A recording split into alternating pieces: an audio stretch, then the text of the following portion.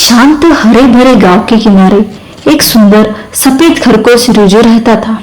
उसकी आंखें चमकदार नील थी और स्वभाव अत्यंत विनम्र। वह जंगल के सभी जानवरों का प्यारा था। एक रात जब वह अपनी बिल में सो रहा था, नीम की सुगंध से भरी हवा में एक चमकती राधा परी उसके सपने में आई। उसने कहा, रिजू, चांद का आखिरी फूल अब मुरझाने वाला है। अगर वह पूरी तरह मुरझा गया तो संसार अंधकार में डूब जाएगा। तुम्हें एक यात्रा पर निकलना होगा और उस फूल को समय रहते ढूंढना होगा। यह यात्रा सरल नहीं होगी। तुम्हें 5 पड़ाव से होकर गुजरना होगा। और वो चली गई। सुबह होते ही रिजू ने निश्चय किया कि वह इस चुनौती को स्वीकार करेगा। खरगोश रिजू अपने गांव की बूढ़ी लोमड़ी के पास गया, जिसने उसे आशीर्वाद और थोड़ी सूखी तुलसी दी। जैसे ही खरगोश रिजू जंगल में पहुंचा, उसे कांटों से भरी बेलों ने रोकने की कोशिश की, पर वह फुर्तीला था। वह सरकता, कूदता, फिसलता रहा और बाहर निकल आया। पर इसके बाद एक रहस्यमय धुंध में फंस गया। उसे समझ ही नहीं आ रहा था कि किधर जाए। तभी एक मोर की आवाज सुनाई दी। परिस नाम का एक बुद्धिमान मोर वहां प्रकट हुआ। उसकी पूंछ पर 7 रंगों की ज्योति थी। उसने रिजू को बताया कि यह धुंध एक भ्रम है और अगर वह अपनी दिल की आवाज सुने तो सही रास्ता मिलेगा।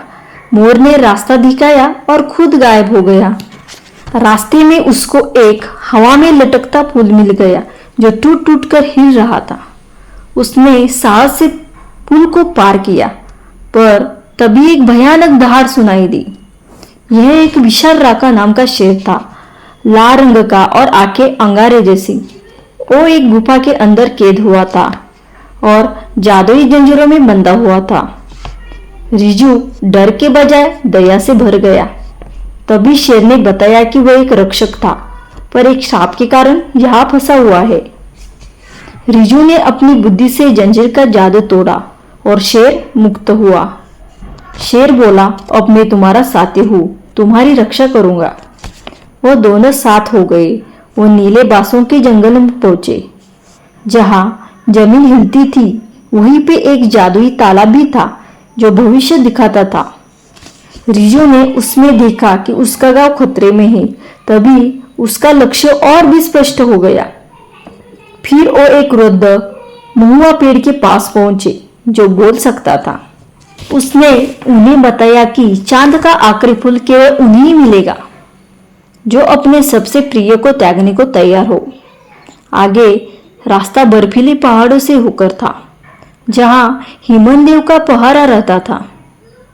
रिजू ने अपनी चतुराई से उसे भी चकमा दिया। राधा परी फिर से प्रकट हुई और एक सुनहरी दिशा सूचक दी। अगला पड़ाव एक गुफा थी जहां समय की लहरें थी। वहां रिजू ने अपना अतीत देखा, जहां खोए हुए मित्र, डर और भावनाएं। उसे एक चमकता डंडा मिला। अब रिजू तैयार था। एक अग्नि नदी आई। केवल सच्चा साहसी ही उसे पार कर सकता था।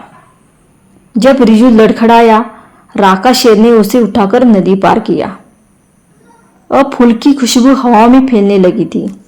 चलते चलते वे उड़ते पत्थरों की घाटी से गुजरे। उसके बाद फिर एक मंत्रमुग्ध घाटी आई।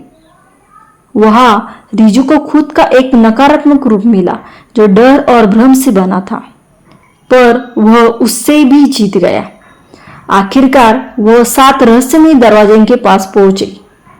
हर दरवाजे के पीछे एक परीक्षण था। बुद्धि, दया, धैर्य, बलिदान, विश्वास, करुणा और प्रेम। रिजू ने सभी पास किए। अब वे आकाश चोटी पर पहुंचे, जहां तूफान और बिजली का कहर था। बीच में एक पत्थर की आंखें चमकने लगी। यह अंतिम रक्षक था। उसने रिजू से प्रश्न पूछे, जैसे सच्ची शक्ति क्या है और तुम फूल के साथ क्या करोगे। उत्तर पाकर उसने मार्ग दे दिया।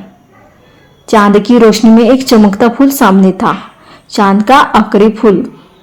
तभी एक आवाज आई, अगर इसे जीवित रखना है तो तुम्हें अपना सबसे प्यारा डंडा त्यागना होगा। रिजू की आंखों में आंसू आ गए। उसने वह डंडा नीचे रख दिया।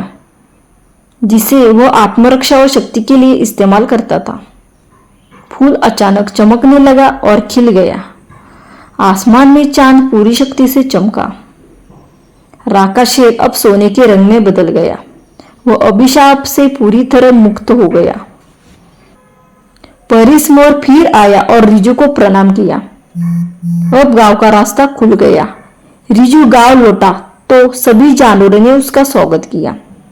गांव के बीचों बीच अब वह फूल रोपित था जो रात को चांद के साथ चमकता था। रिजू अब केवल एक खरगोश नहीं था, वह एक रक्षक था, एक योद्धा, एक मित्र। और चांद का आखिरी फूल उसकी सहायक यात्रा का प्रतीक बन गया।